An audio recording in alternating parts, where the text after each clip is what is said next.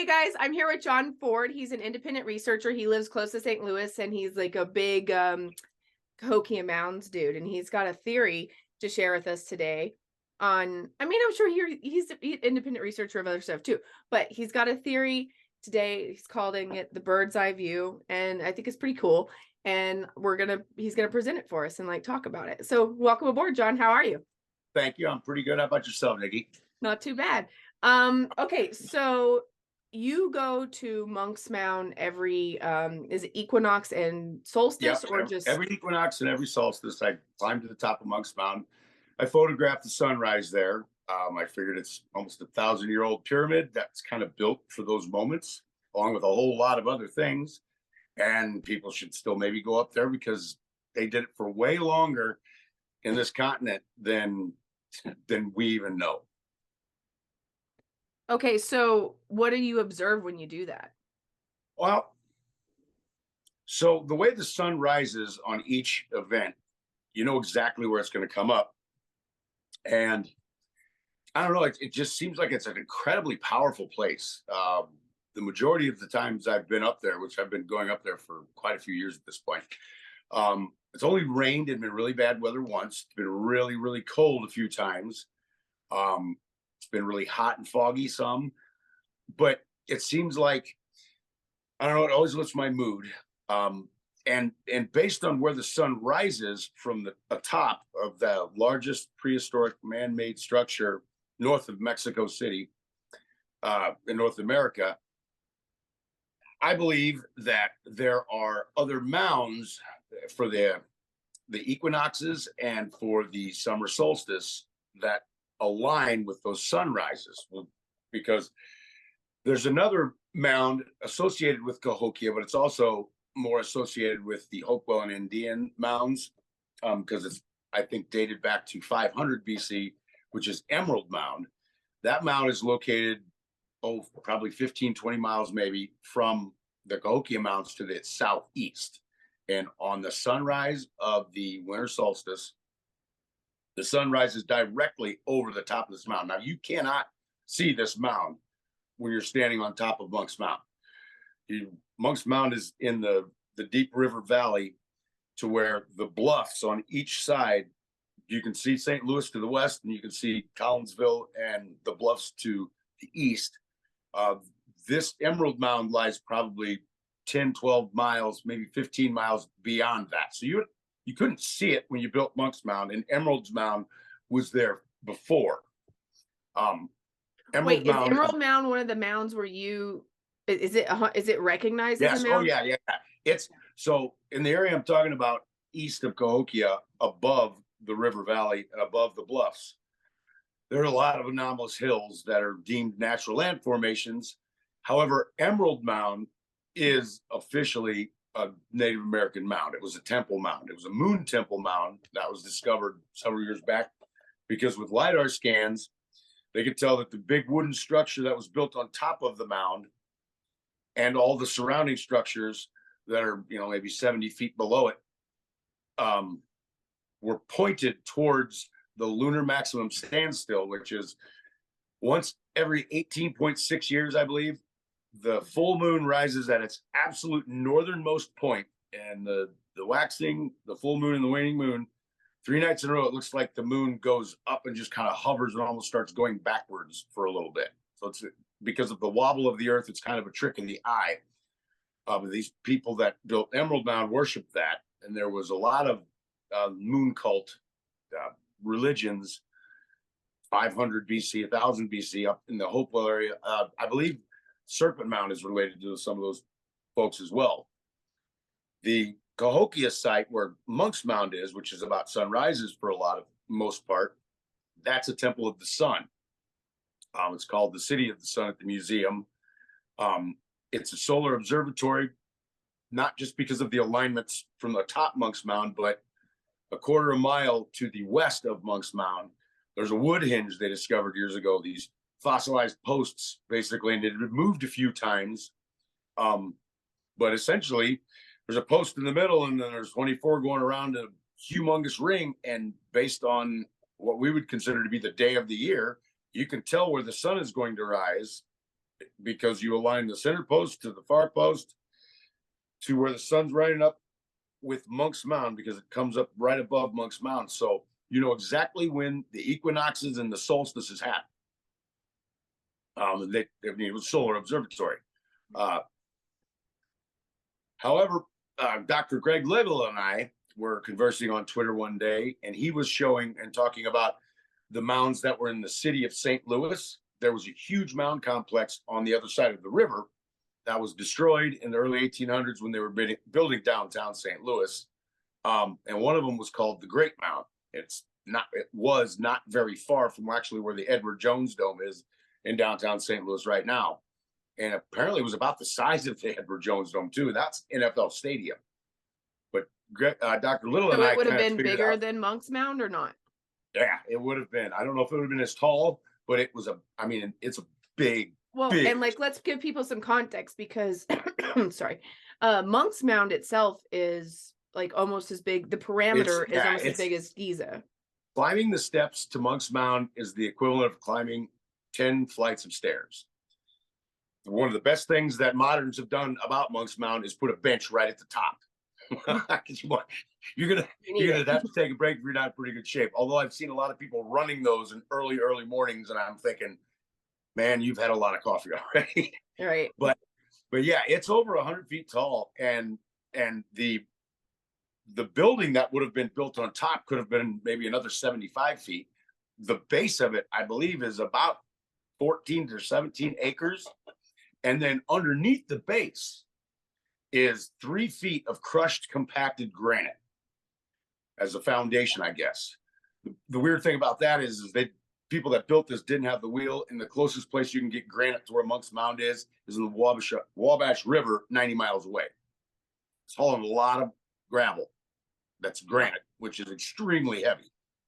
Well, and I am always the mounds in general just make me go like, what why? Yes. Like, because it's just dirt essentially, right? Or it's just like earth. It's like a man-made hill, but there's angles. There's like just really precise angles that are still pretty pronounced, not like 1,000 years later. So what was the function of these? Well, you would have to think, and you know, when early excavations went on in the 1800s, I guess, and early 1900s, all the way up until they, I guess, came to their senses at some point in the 40s and 50s and stopped just tearing into them with bulldozers and blowing big chunks of them up to see what's in it.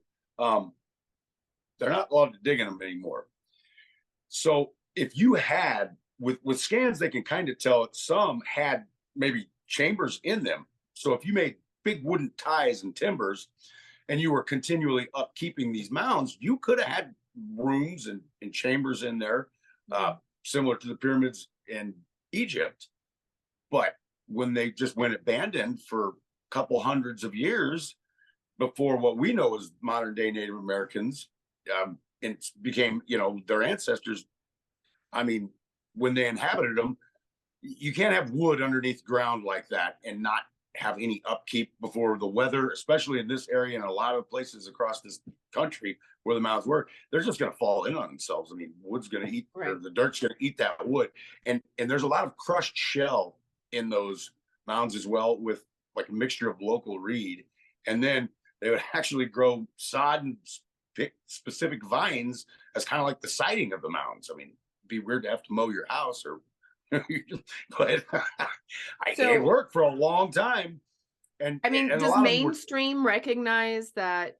I mean, because I mean, I've heard different theories from other people, and sometimes I'm like, what's woo woo and what's mainstream? Like, I don't really know. But in terms of like who's the original builders, because I do think that they have been, like, they were reappropriated by some Native Americans that are closer to us, that is even by admission of the Native Americans. Yeah. Am I correct on that or not? Yeah. When the French trappers and missionaries discovered the Cahokia site, there was the Cahokia Indians living around them. They were nomadic. And they just basically, when they communicated with the monks, basically said, yeah, we didn't build these. I've always been here. The ancestors built them. And we just, you know, it's great hunting and fishing around here this time of year. And then we move on when it gets cold because it can be pretty nasty down there. Well, this area's weather is pretty finicky. I mean, You got your can, seasons. That's what oh you yeah, oh, you've got got your seasons. You've got seasons. seasons in one day. Sometimes you can get a 40-degree temperature swing in a matter of about 6 hours around here. Cool. And if you think about it, in actuality, it's kind of sad, but where the Cahokia site is and the surrounding areas where they have found mounds that are preserved as well on people's private property, not even 10 miles from there is where the Amazon building several years ago, or not several, but a few years ago, got literally this giant Amazon warehouse got ripped in half by a tornado just randomly coming through there. I mean, and they found stuff from that building in Kentucky, which is pretty far. Yeah, I mean, they could come through pretty quickly because they don't know what happened to the people that built those mounds. They, at one point, I believe the theory was they went south and became the Aztecs, but I guess what DNA that they have from the mound builders, it doesn't match. Right. They don't know where they went. They just walked. I guess I don't know. Maybe they had one too many tornadoes. The bird tablet is like the main emblem of Cahokia Mounds. And was that dug from? Do they know which mound that was? Is it from a destroyed mound? I'm not 100% sure. I just know there are 80. Sorry, I don't know. Maybe there's more, but there's over 100. There was originally more than that in that area. And like even when you drive up into the Fairmount City, is where it's kind of located. As you're driving through that, you'll just see junk houses in certain parts and some decent, and then like in somebody's backyard, just a big fence because it goes around a mound, or there's a house, there's a big fence because there's a giant mound, and then houses on down. It wasn't even until the 40s that they said that Monk's Mound was man-made, though. Scientists, the archaeologists, basically, I mean, they were just their racist opinion was that they couldn't build them. Geological formation. Correct. And yeah, they said the glaciers did it. It's like, wait a minute. It's called Monk's Mound because the French monks that kind of came across them started farming on the layers because it's a step pyramid is what it basically is. That one's really hard to claim natural because when you see a picture of it, it's like it held its shape very well. I know towards the Kaskaskia River, I believe it's in Clinton County or Washington County. There's what's called the Kaskaskia Mound that is still said is not a Native American mound. That it was natural, but man, it sticks out like a sore thumb. And the reason a lot of what the archaeologists say it isn't a mound is because there's I think they're called borrow pits. There's usually a pond or some sort of body of water that they created when they built the mound from that dirt, and then they replenish and stock it with fish because it's a kind of a food source near where you're gonna have your temple or whatever you have set up on the mound. This is by a river. I don't believe there's a big body of water next to it. Right. So, but like a few years ago, there was a study done at the Cahokia site, and they thought that the North Plaza, where there's an interstate right now, they thought that flooded periodically, seasonally. But they've discovered that no, it was kind of plotted off, and it was intentionally flooded. So I mean, these people had a canal system that we still don't even really understand. We know they had canals, but I think that the reaches up and down all these rivers, and it's sort of in the area that I'm talking about, the Illinois, Missouri, and Mississippi River. It's called the Great Confluence. In this region, there are more tributaries to essentially the Mississippi River or the Illinois, Missouri River, which go to the Mississippi into, I guess, international waters. Then maybe someplace in the Amazon might have a few more natural tributaries is what they're considered. But you can drive for 15 miles in a small curve and cross Silver Creek 5 times. So there's so many different branches of it. You can kind of see how these people were pretty smart. If they're and sophisticated and probably more technologically advanced than are given credit to, they could have very easily said, if they could build massive structures like that with a workforce, they could easily have cut those out. And based on what they were doing around the mounds, where right now there's no sign of water, they could have made rivers and like little highways for canoes. Well, I mean, if they're using a base of granite from 90 miles away, like who are we talking about here? So that study I was talking about, they also discovered that there was indeed anywhere from 20 to possibly 50,000 people living there around 1200 AD, which puts it at the population bigger than Paris, France at that time. Hmm. And they had courts because they played this game chunky. It was very important to those people. And sports were huge thing. I mean, a lot of the burials they have found in the area, and even up and down the Mississippi Valley, some of the more elite or even the athletes themselves were buried with their chunky discs and their throwing spears and their tools for the game. I think maybe heck, they could have even been using the North Plaza that they're flooded for either valet canoe when you pull up to go watch the games because the big ball court was at the bottom of where Monk's Mound is, or they could have had water. I mean, yeah, they just said that they give them their oar and they're they just had like canoe just, fights. yeah. Well, I've had canoe fights. But one of the things that they did not find that was the most curious is to have that many people living in a relatively small area. They couldn't find any food prep area. You'd think you'd have some sort of mill. I mean, we know they farmed, we know they ate corn, had to have meat, fish, all kinds of things based Where on. did these shells come from, by the way? Right. That's very Well, far from the ocean. Well, I think that aside from, I think it was part of that solar calendar might have been a game schedule, and everybody knew what time of the year to come and meet for a gigantic swap meet up and down the Mississippi River, because stones from Wisconsin, Michigan, and copper from up there are found down here, and pottery that was made from Mississippi River mud here is found there. Same with shell beads and stuff like that in the Gulf of Mexico. I mean, it was a huge network.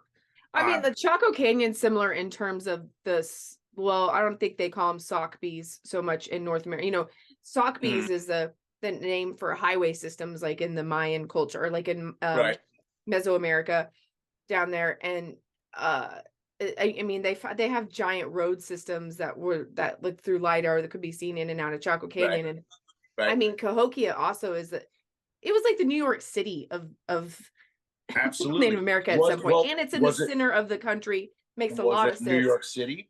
Was it New York City, or was it more Las Vegas? Because if you don't have a food prep area in Las Vegas, city of Las Vegas, I mean, hypothetically, but you don't see mills and things like that. Everything gets shipped in. You have 3 humongous rivers. You can go up, down, if you use the Ohio, into the Wabash River, where big mound sites have been found up and down the river. You could have boated anything and everything you needed into where you were. Similar to Las Vegas, everything's trucked in. I mean, it's in the middle of a desert. The people flock there and spend their money and leave. Maybe you didn't have 50,000 people living there year round. You had the people that worked around there and lived there. You had a lot of religious ceremony. Maybe it was like a mecca to these people that they came there, you know, as part of their religious belief. But at the same time, then they went back home, because part of my theory is that east of the Cahokia site, above the bluffs, is where a lot of these rivers and tributaries start and come from. So would it not make sense that if that's some of the greatest farmland on the planet, east of where the Cahokia site is, that these people knew it too? When the settlers moved west, they came across grasses and everything growing. It wasn't solid forest like it very easily could have been, because those people for thousands of years kept it from being like that. And they may not have gotten out there with a hoe and planted stuff, but they knew where to spread the seeds and what time to harvest and how to take care of it. I'm sure they had insect problems like we do today, but it all could have been grown out there. That would have been another city in itself, just a food preparation, because you can't hunt only for your food. Yes, there was a lot of fish, but I don't know anybody that just wants to eat one thing ever. And if you've got that many people together, God almighty, would that be some stinking dead fish? I mean, it just doesn't make sense. I think it may have been. I mean, Mark Twain said, if history doesn't repeat itself, it rhymes an awful lot. Well, what's there right now by the Cahokia Mounds is a horse race track and full-on casino with a sports book, and has been there for years. Where the World's Fair happened at one point, and you know, just very, that's right. you know, That's right. That's right. So that's the Temple of the Sun. Monk's Mound is what archaeologists, modern science have called it. And one of the motifs of the Cahokia site is the woodpeckers. Now, I've always thought that kind of funny. And then, as I mentioned, The woodpeckers, you said, right? yes, the woodpecker motif, like a bust or profile of a woodpecker.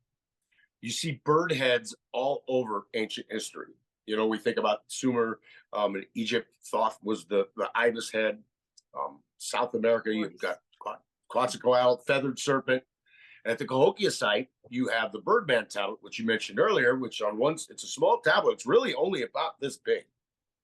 It's one of the only tablets, or maybe the only tablet they've ever found that hasn't been busted in half. It's complete. And on one side is a picture of the Birdman. He's got a wing sticking out like this, and you can't see what his other arm's doing. His big old schnoz. And then the other side looks like a snake skin. It's crossed, diamond patterned. To me, that says feathered serpent.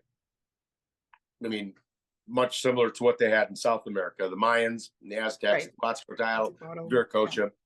Yeah. But they also had these woodpeckers. And I'll show you a picture of what I'm talking about here real quick. Okay, so this is the peat tablet. It's also referred to as the Ramey tablet. Like the Birdman tablet, this was found near Monk's Mound, but it was broken in half. What you're seeing is both sides of the tablet. You've got wait, I'm seeing front and back, or I'm seeing something that attaches like this? No, you're seeing front and back. You're seeing front and back. And it's broken in half. Like I said, most tablets, or all tablets other than the Birdman tablet, were broken in half. So those two woodpeckers are facing each other on one side. And on the other side, you have two fellas facing away. Now, at the museum where this is displayed, it says that the two fellas are two warriors that have buns in their hair and braids and big spools in their ears, and they're singing their war song. And then on the other side, obviously the woodpeckers are for good luck. Now, I got to thinking a while back when I looked at this, and I thought, and actually this was after I saw a story on Twitter about the Eye of Ra, Eye of Horus, and I thought, man, that woodpecker kind of looks like the eye. I even heard on Graham Hancock's Netflix thing about the eye, the evil eye, going up and down, Europe from the Egyptians. I mean, it was that widespread. Now people in Scandinavia or something like that still put the eye on their boats for good luck because it was a sign to bring good luck. Well, they say these two guys are singing, and then that the woodpeckers are for good luck. Well, they don't look like an eye right now, unless moving forward, every time you see a woodpecker, you look at the beak, and you imagine that beak looked like the quote unquote eyebrow of the Eye of Ra or Eye of Horus. Okay. The pupil of the bird's eye would be like the pupil of Eye of Ra, and then the downward is kind of maybe the brainstem of that eye would be the bird's neck. And in this instance, you even see the little curly Q, which in the Eye of Ra goes down, but I'll show you in a minute what I'm talking about. So back to this tab real quick.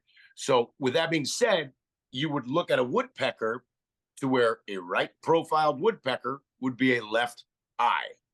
A left profiled woodpecker would be a right eye. So if you correlate the birds on one side of the tablet to the two guys on the other side of the tablet, it matches. So you can see the gentleman's right eye, and he's got a left profile bird behind him. The gentleman's left eye, right profile bird behind him. I think that kind of might be a little bit of a precursor to this, the Eye of Ra, Eye of Horus. So the Eye of Ra is related to the sun, and Eye of Horus is related to the moon. Now, that in mind, what we see found around Monk's Mound, anyway, are depictions of woodpeckers that are left profile. Like this guy here, he's actually on top of Monk's Mound on a sign. That's where I took this picture from. This is obviously a drawing of a woodpecker gorget. And it is a left-profiled woodpecker, but if you look at it like the eye of Ra, the pupil would be the pupil, the beak would be the eyebrow. It kind of correlates. Now, if you look at some of these masks that are found all over, well, not all over, some of these masks that are found, this is a death mask. What does that look like to you? Two woodpeckers facing each other, but if you use my theory, where they fork, that could be an open mouth of a woodpecker's beak, making that correlated eye. So you'd have two woodpeckers facing each other with the eyebrow going out like an eye. Do you see what I'm saying? Mhm.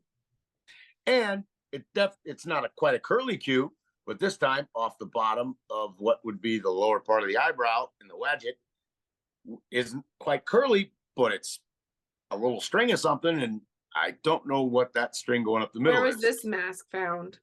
I'm not sure. It's probably in a mound south. That's a pretty big shell. But there are death masks like this found quite a bit. They don't really know what the meaning for the masks were, unless you kind of, if you look at Egypt, Horus was his son, I guess, and that tablet I just showed earlier, instead of having two warriors singing their songs, that very well could have been two shaman or a father and a son, and their correlating eye that's always watching on the other side.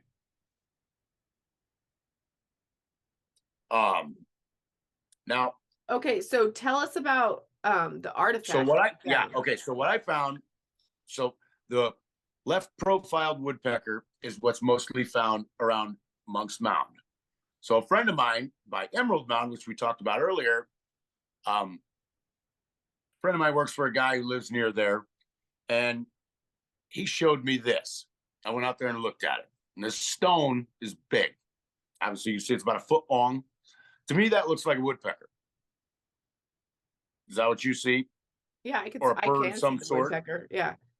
I Yeah. definitely think And it's manipulated by man, but like they or absolutely, yeah, absolutely. I was they told I took an archaeologist out to look at this, and due to the fact that the origin of the rock could not be confirmed, whether it was found locally by a Native American mound, whether it came from a rock quarry on the Wabash River, which is where this guy gets a lot of landscape rock from, or whether it came from a job site prior to him buying from there, since it wasn't definitely known. He said it was natural, but just an unbelievably uncanny coincidence that it looks that much like a bird found next to people that had bird motifs all over the place. right. And it's way, way old. But if you look at it, it is a right profiled bird, which would correlate to a left human eye. This stone is located a mile from Emerald Mound, which is 2,500-year-old moon temple mound, i.e., similar to Egypt, left eye being for the moon, right eye being for the sun. I think what really got me thinking about that was I've heard so many different similarities between solar alignments, the mounds themselves. I mean, why did people build pyramids all over the world, in antiquity? We still don't know. But similarities, I think there's a lot of them out there. But it's always said they did not have transoceanic travel. And I'm not saying the Egyptians came over to North America and built these things. That's not what I'm saying at all. But I do think that if you legitimately think about a scenario like the Younger Dryas impact, and there possibly being an advanced civilization that was global leading up to something like that, that if it was advanced, like say that happened to us right now, and we had a couple of years heads up notice, hey, at this date, the shit's going to hit the fan, something's hitting the planet, we better get ready. Globally, I would pray that enough people would come together and start coming up with a plan to save humanity, whether it be go to space or possibly go underground. You're going to have to do something to survive this. I mean, and I think maybe that however the game plan worked to survive a global flood or earthquake or the ice age, the Younger Dryas ice age, was hell. There could have been a whole lot of years where the air wasn't even hardly breathable to be out and get around. I mean, That's true. or if you do get hurt, good luck finding a doctor because they're all dead. You better be lucky enough to survive next to one of them. But with what they find on the other side of the planet, Turkey, was it Darren Kuyu, I believe, one Yeah, of those Derek Cruz. 7 or 9, 12 layers or stories deep into the ground. We haven't even gotten to the bottom of them yet. Don't know when truly Even they all were the built. underground stuff at Petra, Right. and I mean, there's all kinds of Right. And they said, well, they were dug so precisely so when the barbarians would invade, they could go down there and hide. Well, Jesus, if you're building something that damn good, how about you build a better weapon and keep the barbarians out of your town? I mean, that's a whole lot of effort into hiding. I mean, and this isn't, I love woo, okay? Just so you Right. know. I'm a woo person. And also, like, this is where I start going like, fuck all y'all, because like, listen, look at this shit. They Right. didn't think like humans. Who Right. builds earthen mounds as like Right. I'm just thinking like, and there's so many legends of even Native American legends that I've heard Right. on like Blurry Creatures, or I've heard on Right. like all these other theories that I've heard of, or they have found giants in mounds. Yeah. Oh, like yeah. they found Yeah. giant bones. I'm thinking that hobbits and giants, Lord of the Rings shit was before the Younger Dryas, and they built this stuff, and then they got It might destroyed, be. and then we reappropriated it. That's kind of like what I go to. But It yeah, could be. I've gone there myself. That's a Yeah. few times. But maybe well, they had to know something we don't know. Like I think I heard one theory that I kind of go back to about the Great Pyramid in Egypt, which to me, that's the pinnacle of pyramids. Everything else pales, but everything had a meaning. So if you look at everything the Great Pyramid had, the chambers we found, stories about a labyrinth underneath it or water running Right. underneath it. Like Chris Dunn, no, that wasn't his name. I got it written down somewhere. But I read a book where a guy who was a boat captain, worked on motors and pumps, came up with a theory that it wasn't just a power plant, but it was a sort of a water pump. The Great Pyramid was to manipulate water. Well, one of the things after he built the scale model that he discovered was it let off like a nearly silent vibration. So he went to MIT, and there was a group studying the effects of positively and negatively charged ions on living plants and living things. And they discovered that negatively charged ions that do fall into our atmosphere all the time, if they can somehow be harnessed and dropped on green plants that are starting to grow or actively growing, on average, there was a minimum of a 15% higher yield from a crop. That's a minimum. So on a good year, it could be almost 75% better than what a normal year would be. So with that in mind, and the fact that they built another model, made the ionic resonance come out of it, the sonic resonance, and what they found was when it hit other pyramids, it was like an AM radio antenna. It shot to the next and shot to the next. It could have been some ancient woo-woo, better than organic fertilizer. I had John Cadman on, and he worked with Chris Dunn a little bit at some point, and he is big into the Great Pyramids, and he talks about like the resonance and stuff that like he studied actually making models of them and saying it really was like a water pump. And that's a pretty cool interview that I did with him. But I mean, not even just him, but like or Patrick Flynn, or just the power of the pyramid itself, like whatever. But I mean, and the prominence of pyramids globally is bizarre. I mean, and you know what? It's so funny because like some people will say to me, well, a pyramid is just like the easiest thing to build. I'm like, oh, is it the easiest thing to build? It's not the way they built it. Do build them all the time right now, don't we? Like, what are you talking about? Like that in and of itself is an advanced technology. Right. And if I'm building a pyramid, I'm not going to put the 3 or 4 largest stones in the MFN thing right in the dead center that you'd almost have to hang there and build around it to be as precise as they were with the Great Pyramid. But if you think about this, so any pyramidal structure based on the type of soil, the type of stone and crystal that's in the stone, all that could probably have some sort of effect to increase the resonancy. If you really want to go woo-woo, Maybe when psychedelics are used, shamans and priests, when they get on top of the pyramid or in it, hell, maybe that's how they would talk globally, 12, Yeah, no, I mean, 15,000 like years ago. I oftentimes say it was the Tower of Babel.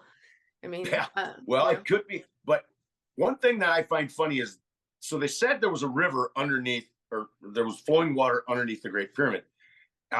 I guess they have pumps and stuff running underneath the Sphinx, yet they say that there isn't water flowing underneath there. But where the hell's the water coming from? Because that's a desert.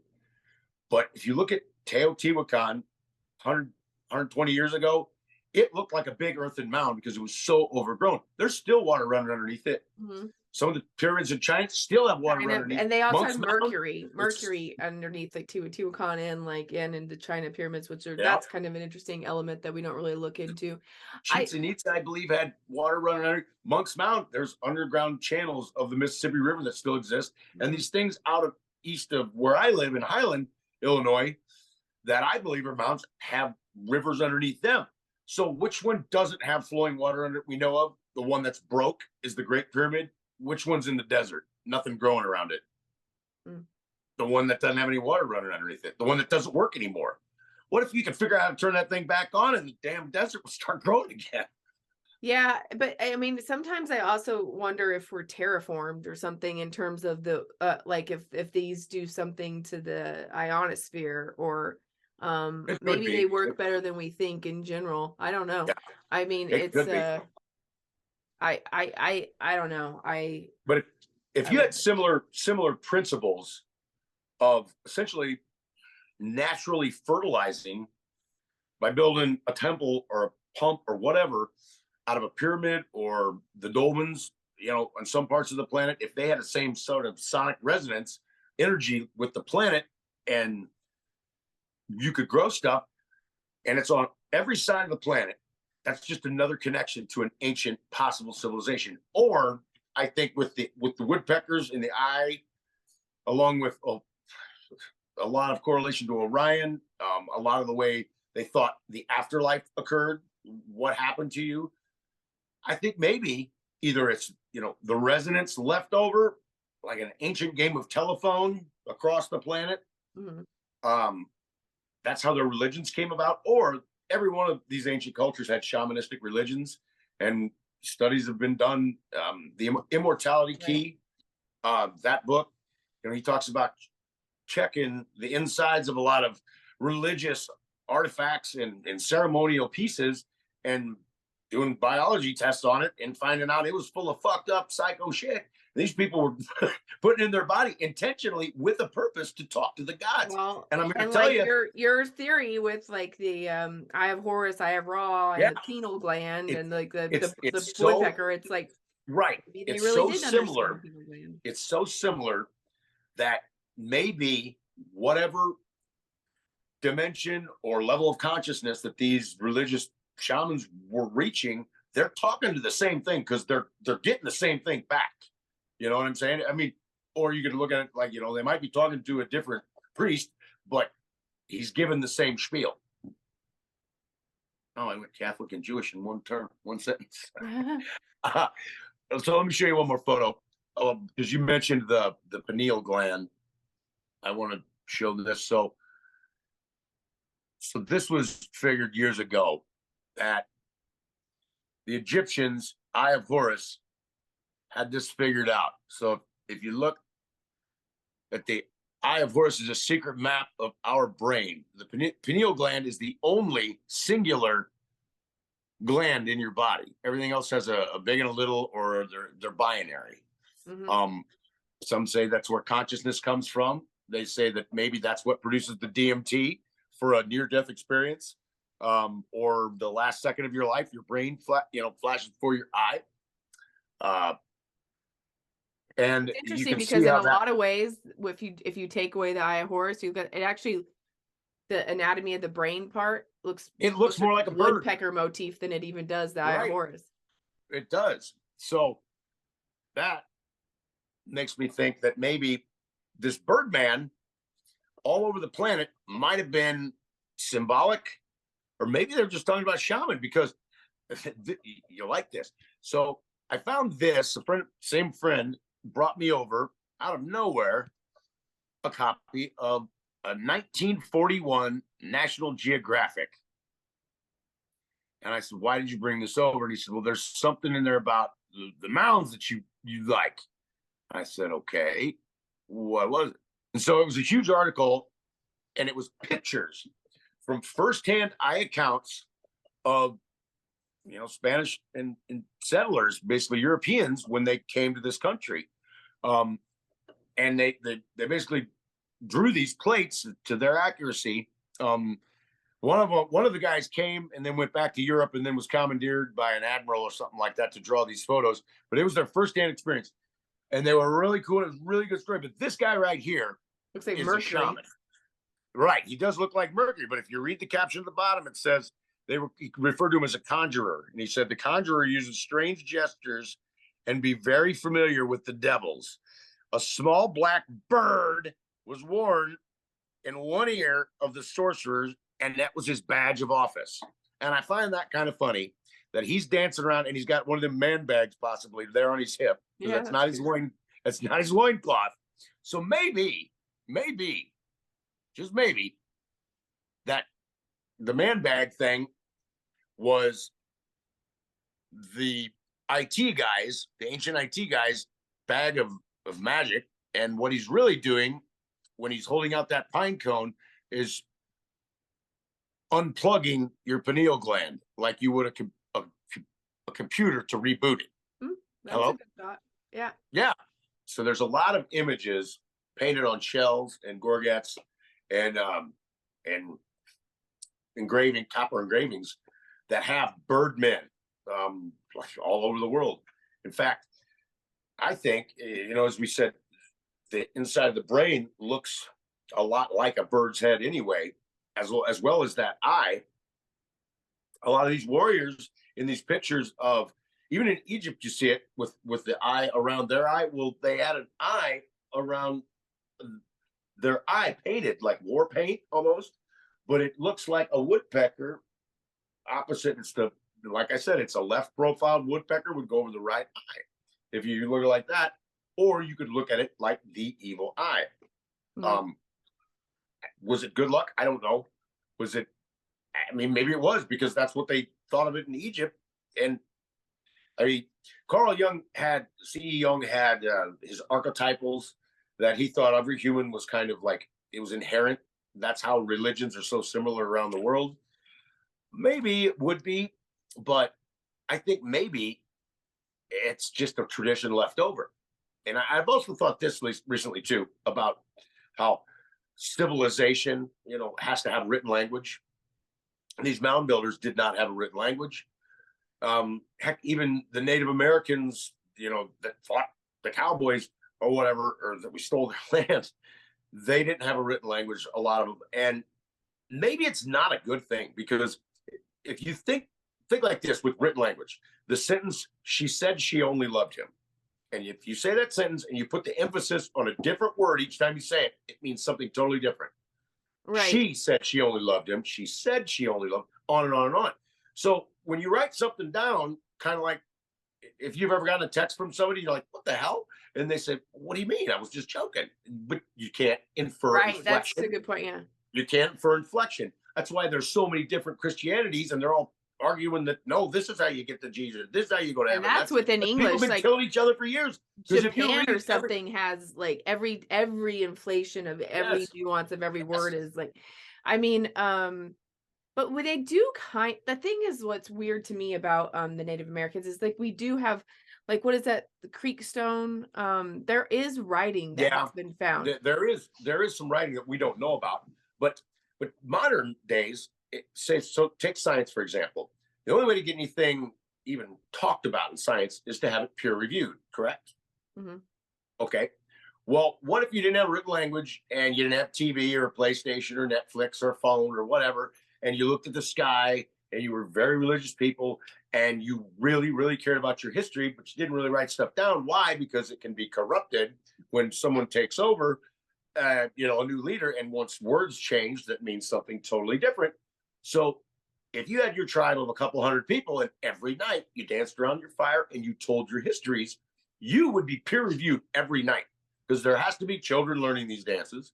There has to be an instructor. So everybody's watching and listening and singing along every night, kind of like not like modern Christmas pageant where you go see your kids perform. But if you see your kids messing that up, you would be told, no, that's not how we tell the story, because that means something different. We tell it like this. So every night you would be peer reviewed on your histories or your religions or whatever. I think it'd be a whole lot harder to fudge Yeah. than changing just a couple of words to make something mean totally, a story totally different. Because it But only takes a few words to change things 100%. I also kind of feel like they were, I can't remember whose study or who peer reviewed or who did what with it. Right, But I know that there are tribes, and I believe the Amazon, that like when they wait, they like kind of sleep together and like the whole little thing, and then when they wake up, they tell each other their dreams, and like apparently there is a lot of collective dreaming that happens and stuff like there. I do Really? believe that we had, and they have a lot of significance in the dreams, and they like understand each other's dreams, and dreams are very important to them. I can't remember what tribe it is. I can't remember the exact story. I believe that we may have had way more better my sentence structure here. We may have had telepathy powers way more advanced in the past than we do now.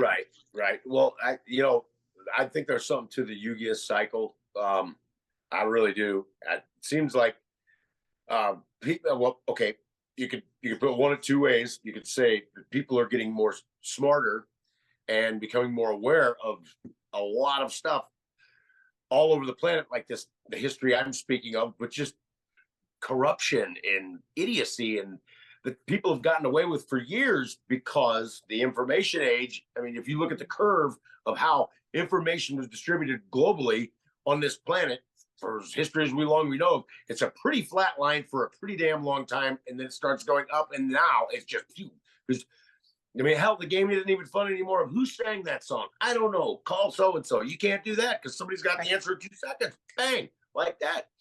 With that being said, people are getting a lot smarter. I mean, I know me personally. I am a huge sports fan, and back in 2017, my teams weren't doing so good, and I decided I would start listening to audiobooks with my job. And I've listened to so many novels, so many science books. Just the ability to absorb that much information while I'm doing something else. I mean, listening to 500 novels in a few years, 5-6 year span, that's an incredible amount of content. There's people on this planet, in fact, the majority of people on this planet haven't touched 500 books in their life. I mean, they say that in like I read this thing one time, who knows how true it is, but it was saying that in 1850, the average person in the country, like in America, would have, like, if you read whatever a major newspaper from front to end, like, not that we really have newspapers anymore, but okay, like let's say 10 years ago you read the entire whatever New York Times or Washington Post or whatever magazine or from whatever city, Right. you read it cover to cover for 2 weeks straight, you will have consumed more information in those 2 weeks than a person in 1850 did their entire lifetime. Oh my because God. of the amount of, I mean, and that's like, I mean, but now think about, like, for me, and I do feel like, I mean, these are tools and we can use them to our benefit. I mean, I know a ton of people who just smoke pot all day and watch Netflix. They don't really they don't use the internet for their benefit. Right. I'm not trying to judge them. Like, that's cool. It's cool. And like, I'm not saying I'm so super smart or not, but I consume the amount of information I consume a day is like I listen to hours of podcasts and videos, and I just eat Yeah, this shit up. that's crazy I'm how just much, like, wow. and it's all available at your fingertips. And politicians and religions want to know why people are acting the way they are these days, because we see through a lot of the stuff. Yeah. Um, you know, you talked about paper, and not many papers are even in. I mean, they're in print, but the distribution as opposed to online media, it's night and day from what it was when I was even growing up. I mean, if you really think about that, in a prior civilization, maybe, yeah, if everything went digital and you didn't have it written in stone, legitimately, even now, if it's not written in stone and something happens and the population of the planet goes from 9 billion like it is right now down to a couple million, you lose everything. Yeah. And writing, instantly you would go from teaching your kids how to read and write and do math to this is how we survive tomorrow. And that's if you were lucky enough to be somewhere where there was shelter. And then after that, like you'd have there people just are dying of accidents. like petroglyphs and stuff are all over, and there's so many similar repeating patterns. And Absolutely. I'm like, that The could be a spiral language that we pattern or don't the know. bullseye patterns. Repeat. My What the hell spiral are those pattern is things? obsessed with that pattern. But yeah, that is everywhere in the world. I Right. mean, Why? What does it mean? what did it mean? It had to mean something more than the sun. I don't know what it means. I actually have it written on my I have a big board outside that I write fun quotes on that I just want to remember for inspiration or just remind myself of things. And it's right in the middle, and it's 3 of the bullseyes right in a row. And then underneath, in quotes, and underneath it's just author unknown. I guess. Yeah. And you know what? Hell, it could have been some kid with a graffiti stick going around and just vandalizing everything. It was his gang tag. I started, I don't know when this started. I think sometime maybe 2012 or between 2012 and 2014. In my left eye, when I close my eyes, every at least once a day, depends on my day. Like sometimes I wake up with maybe, I don't know, like if I'll close my eye, I don't see it exactly right now, but like probably a couple hours a day, when I close my eye, I could see a blue spiral in the bottom of my left eye. And then sometimes it's 3, 2, 4, like it's been as high as like 6 spirals in my left eye. I don't know what that means. I don't know why it's been doing that. It's been doing that for me for almost 10, 11 years now. And so I'm very connected to that symbol. I don't know why. I don't intentionally have my eyes closed and have a spiral in my eye, but it happens. So that's, something's going on. I see owls all the time. Yeah, I've had some weird experiences with owls that most people just, they might see a couple in their life if they ever. I had a sober conversation with an owl in my tree in the backyard in the middle of the afternoon one day. I even called my daughter out. I said, is there an owl right there? And she's like, yeah. And then, she kind of looked at it for a while. And said, why are you talking to it? I said, well, what the hell am I supposed to look at it? Yeah. It's right there. I can't walk away staring at me. Owls are my spirit animal. I totally love, I love the big white barn owl is like totally like I've seen a lot of those in my life, like just swoop up in front of me. And yeah, I love owls. I think it was it John Keel, maybe? I mean, yeah, there's a lot of alien stuff with owls, but I don't know that I've had that. But I mean, this is how obsessed I am with owls. Like I have owls like all over my house, like everywhere. I'm like looking at my room. I'm like, I could show you. Like, I mean, I like it's just. Let's see here. Like I don't know. I'm looking at like 19 owls like on this wall here, but I have owls all over. I'm also an owl person, so believe me, I get it. Yeah, we had an owl. Up at my family's cabin, I had an owl dive bomb me. I quarantined out there for 5 weeks at the beginning of the pandemic. I learned a lot about myself. I had a lot of fun. I did not get a lot of sleep. It was a pretty good time. I missed my family though. Nobody got sick. Amen. But there was owls that like certain parts of the year, this lake club I belong to, there's quite a few people out there on a regular basis. And then there's certain parts of the years that is nature's. They don't really care for a lot of people out there. And I was out there when they weren't used to a lot of people and they're like, hey, it's not your turn. And on a nightly basis, I'd walk out of my cabin and get dive bombed by an owl. If you've never been up close to something like that, whizzing by you with its wings spread, they're big. It's like somebody throwing a pillow at you. And their wingspan can be like 5, 6 feet. It's pretty crazy. Yeah. Oh, they're big and they're loud, like these barn owls screeching at each other across the lake. Yeah. It sounds like some kid was getting scalded on the other side of the lake.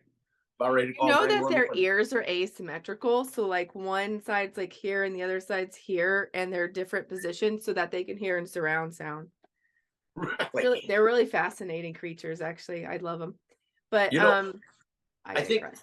I think octopuses are fascinating. I had this discussion just the other day. So, what is it? Humans have 26 chromosomes, or no, what is it? 46 chromosomes, right? Mhm. Apes have 48. Two of ours fused together at some point. So, I believe an octopus has 58. Oh, We if think we're at the top of the octopuses food lived chain. long enough, they would be the dominating creature on the Well, planet. It's like, we don't know of a natural source cause of death for them. Something kills them, or they get sick from something like a toxin we well, put in the the water. the females die when they reproduce. So there's that. Oh, okay. Well, that's a jellyfish. I'm sorry, but Yeah, so any like animal that can. did you ever see the My Octopus the Teacher, or My Teacher the Octopus or something? If you haven't, you got to watch that. It's on Netflix. It's like the most beautiful story ever, and it's about this guy who followed the life of an octopus, like, Really? and yeah, every day. So Well, I've seen videos of these octopus they found in deeper water. That not only can these things change their they can change change their colors. DNA in the moment. They can go from just being floaty to rigid and change color Hmm. and like turn into they can camouflage themselves instantaneously by changing and manipulating their own DNA on the fly. Now we think we're the top of the food chain. I don't know if we are. I don't know that we are either. my my I friend mean, argued and you said, said well, we that can. like things went under, could have gone underground. Like, Oh yeah. that's why I'm real big into the whole like. th- I just don't think you build all this stuff and then you get killed by. I mean, I think maybe we have advanced civilizations that maybe they It's are the probably controllers of everything, and maybe they do live underground, and maybe they are I the have cabals. Who knows what the fuck's going on? I don't know, but it lives in the ocean. I think it lives inside Earth. Like well, you know, I think I mentioned to you when we talked earlier about the books, the novel Seven Eves by Neil Stevenson. And it's about, like I mentioned earlier, there's going to be a cataclysm that's going to kill everything on Earth, and Earth's going to pretty much be uninhabitable for man for like 5,000 years or 10,000 years. And so they have a lottery of people basically, and they build spaceships as many as they can, and those are going to be people that go up in space and pretty much harvest comets for water and for fuel, and they're just going to orbit around and around and around until the planet's habitable again.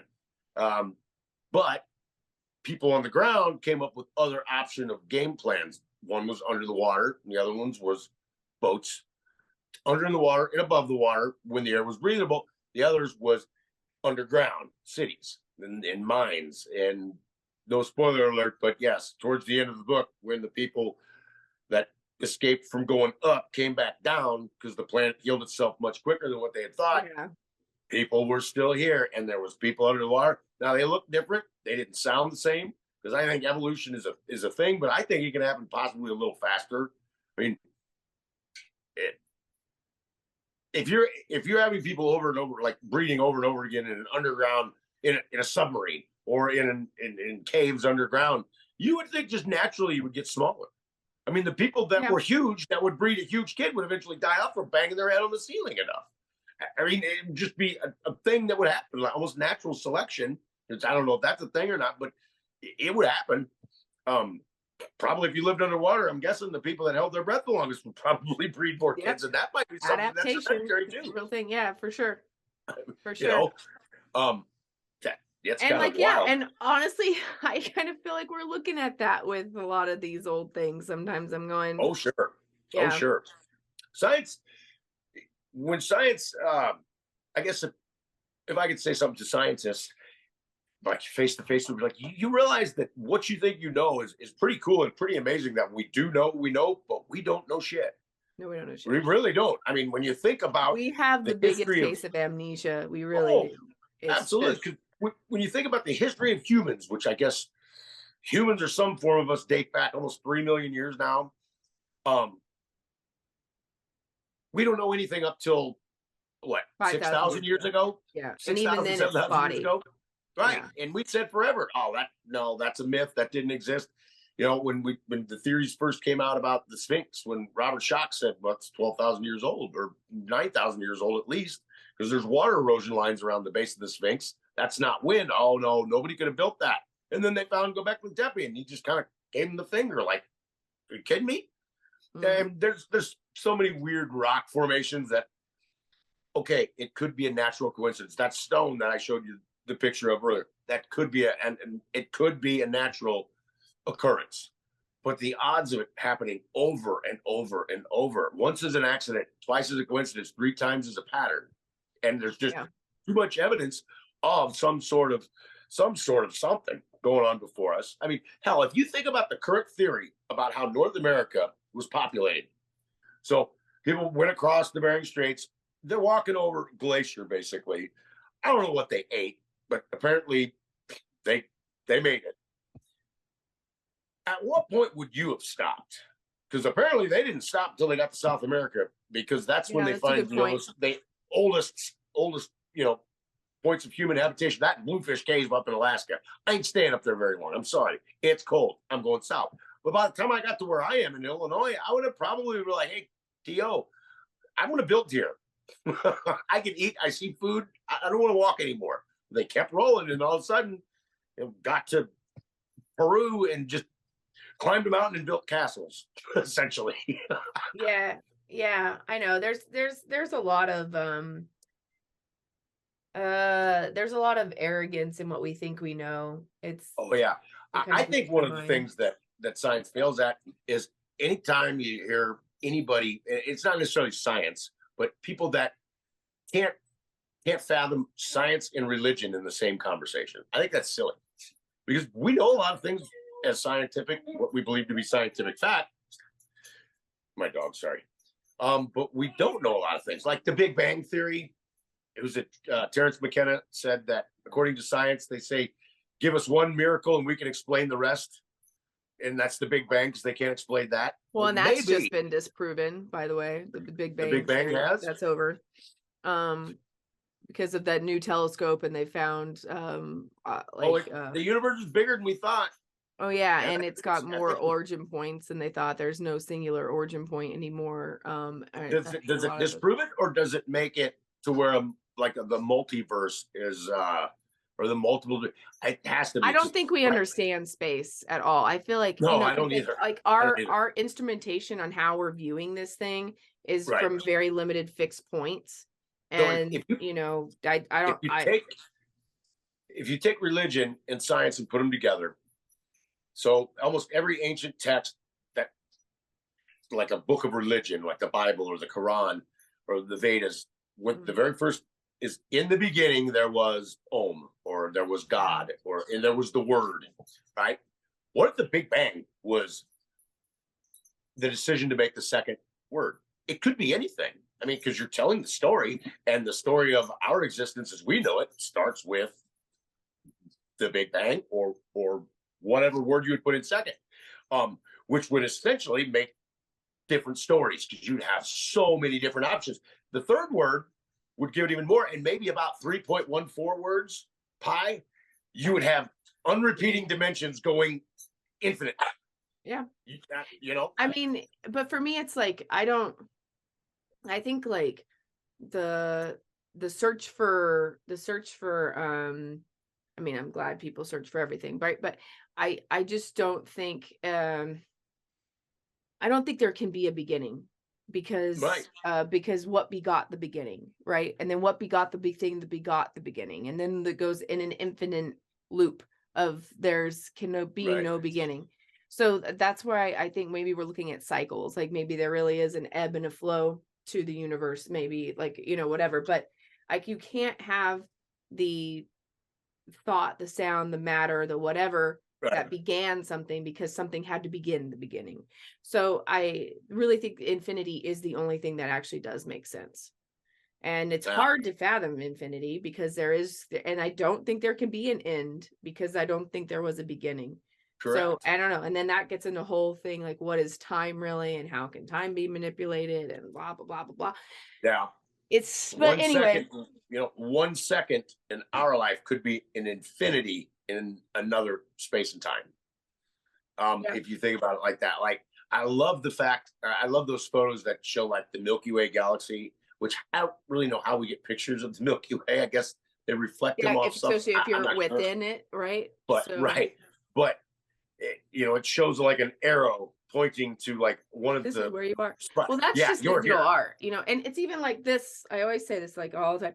This is just digital art because like Right. essentially what you're doing is long form exposure and like color manipulations and this and that. So that's why I'm just saying like I've gone to McDonald Observatory and looked at like Hmm. the biggest telescope that humans can or that non-professionals can pay to look through. And I've, done the observatory in Hawaii. And I had a whole like 5 years where I was super obsessed with space and like I applied Hmm. to NASA all the time. And I was like crazy about outer space and like I researched Yeah. it like every day and I was like obsessed. This was in my 20s.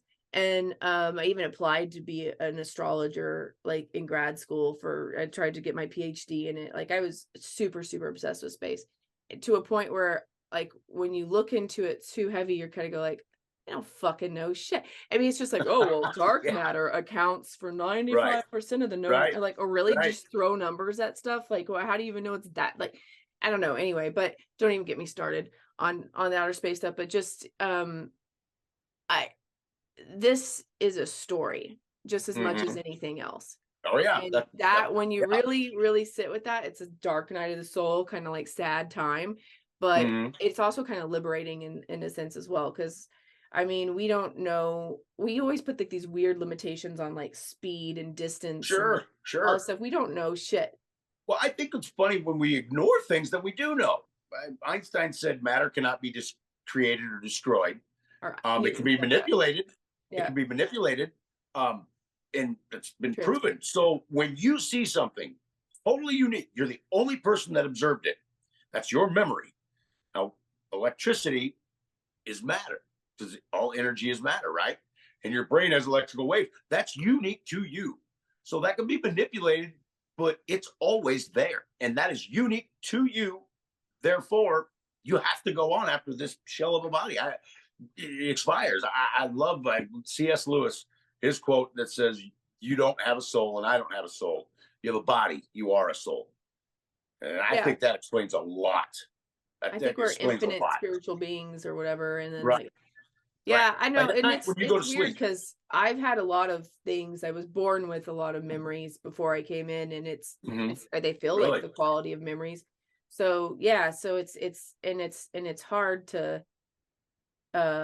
hard to be incarnated with those and then not be Hmm. able to be talk to people about them Right. or believe or have people believe me or even care. Right. And like at this point, I don't even Right. give a shit what you think one way or Right. another. So I have memory of being light. So I Knowledge don't is know. nothing if it can't be shared. And if you have knowledge, you want to share. You want to share it, but it's weird because Right. we are kind of programmed to be dogmatic. Sure. Sure. Um, I think it's funny that so a lot of people just see themselves as like it's their brain and their body, and they see everything point of view, and when they go to sleep, they dream, and it's all in their brain. But is it? Because honestly, when I'm asleep dreaming, my body's laying there. I don't know where I am though. I know my body's laying there. Well, usually because Well, we sometimes know memory is not localized. We really don't know what holds like I mean they've lobotomized all kinds of different parts of the brain and right. people so I mean like there's morphogenetic fields, there's I mean there's phantom like you can lose a hand and you can still feel like Oh yeah, yeah, yeah. there's more to this whole system. We're not just a bag of chemicals, we're also a bag of electricity. And Yep. there's a whole other element that we aren't looking to about the puzzle pieces of what the Right. human instrumentation is, this Boeing 37 that we're born into. Yeah. Yeah. That's a good way to put it. Yeah, with um. no instruction manual kind of situation, right? Oh Um, yeah. so I don't know. Anyway, but I love your theories. And so you are talking about maybe starting a YouTube Yeah. channel? Is that what you're Yeah. gonna do? I've talked about starting a YouTube channel. I've always been like, I've always raised my hand. I've always had questions. They've not always been great questions, but the old saying, the only stupid question is one you don't ask. I don't think that's all the way true because sometimes you should just go. Don't ask. You know, you don't have to ask if it's that much of an emergency. Go. Other than that, though, if it wasn't for asking questions and curiosity, we probably would still be, you know, beating stones together. But at some point, somebody had an idea. I think it happened way, way earlier than what we currently say. You can't, nobody wants to live in a cave. A cave is where you survive, that's where you shelter. You don't live in caves. Right. We know, obviously, from social media and, you know, what television and hell, even going back to when they had cigarette commercials out, how they can influence people's minds. The caveman commercials from Geico might have done a whole lot towards the Neanderthals, believe it or not, because before that, all you thought of was people being drug around by their hair in clubs and, you know, like the Flintstones, which they didn't even, they were more sophisticated. Maybe that was what was real. I don't know. Right. But the thought that you could just exclude everything. I mean, when science finds evidence of 200,000-year-old burials, like with meaning, or at Denisovan Cave, where they have, you know, the swan's wing, the jewelry, that means vanity. That means that was probably a gift. That's love. That's what it's all about. As long as you have love, you're going to have every other emotion that there ever is, because love's the most powerful thing in the planet. I mean, you can essentially, I think it's the law of one, that there's no evil, there's only love. It's the love of service to others or love of service to yourself. So by doing something what we would consider evil, it's something you want to do, so you love it because it's what makes you happy. You're only worried about what makes you happy. Yeah, there has to be consciousness, and there had to be ideas, because if you have love, you have relationships, and I can't think that a man or a woman's going to be like, yeah, this cave's doing it. No, it's not. Your spouse is going to get pissed. We need, build me a house. Look at an Og over there. He puts sticks against the wall. I want 10 sticks, not 5. I want my bigger house, and it just escalates from there. I mean, last year or 2 years ago, when they found the fossilized footprints in New Mexico in a dried lake bed, there was seeds that they had stepped on, that they were probably eating grapes or eating something and spitting the seeds out, and it was on what used to be a lake, and that's how they dated it to 26,000 years. Now, here's my thing. When I read that big article, I thought, they said that there was probably 4 teenagers, 60 kids, and 2 adults. That doesn't sound like hunter-gatherers to me. That sounds like day camp for summer vacation. Yeah. Or a field trip. Oh, yeah. I mean, and if you're hunter-gatherers and you're struggling for survival because you can't kill and eat enough mammoths because that's how they went extinct, you're not going to the beach and you're not having 60 kids. I'm sorry, you're not. You shut it down after a couple because you can't feed what you got. I mean, that sounds like a society to me. That sounds like a hell of a lot more than what we think is over here on this side of the planet right now. I mean, there's no way around it. They might say, well, it was just a small group, but small groups don't have 60 kids, because 60 kids turn into about 2,060 kids in a matter of about 30 years, because we people, we like to breed. True, especially back then. So, yeah, no doubt about it. Well, back then we don't know. You know, there could have been a civilization that everybody was you know, incinerated except for the royals. You know, cremation was the thing. Hell, locally, where maybe, just maybe, I mean, yeah, the lack of graves we have for a lot of the maybe past, they all walked into the water. Maybe they were all burials at sea or at river, like where I live. I mean, in order, like, yeah, I mean, like, if you're buried in a wooden box, you're not gonna, like, and you don't have like the right it needs to be, you're not going to be around that many thousand years later. Even a modern day, you know, vault that people waste a lot of money on to be buried in, that's not going to last 1,000 years. No, it's not. I mean, they might find a lot of, like, it's always anomalous things, like a person was like hung and put in a peat moss, peat bed, you know, or like they walked into the Atacama Desert and like got salted for a couple thousand years, or they were Egyptians who totally had a whole process of mummification. I mean, like, there's the conditions that make for a survival of your body for thousands and thousands of years. It Mhm. has to be very deliberate or very accidental and the right kind of thing. Right. Otherwise, Right. it's Like not when they gonna. find a guy trapped in like the Himalayas in a gap or something, and he dates back so many, like was that the Dragon Man or something? Dated Yeah, back, and they yeah, think he might be Denisovan. That guy died hard. There's a reason he yeah. wasn't buried or whatever their tradition was. They couldn't Well, get and to that's it. what That's makes why he me was always there. think about like a lot of the fossils and stuff I find because the R.I.P. Dragon conditions Man. had to be just right for the preservation of some of these things. I mean, Yeah. there could be entire, I think about this a lot.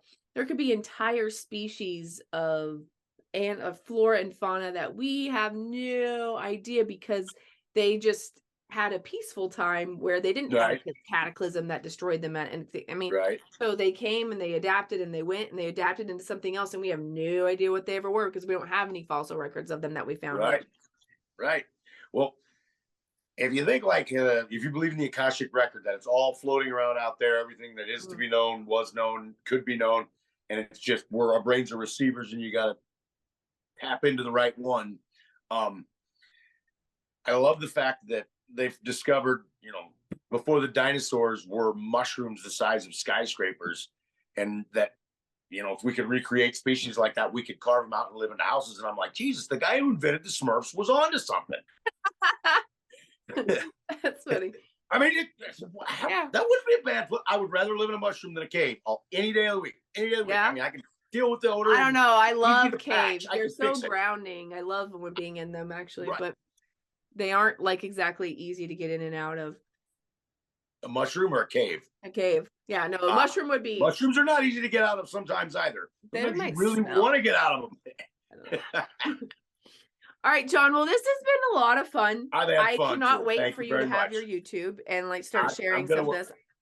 Yeah, I encourage anybody who has the will to do like Right. something like this. It's like it doesn't matter if you have a lot of followers or not, or this that. It's just about like really presenting stuff and coming. It's about like baby steps in furthering the knowledge Sure. and like Sure.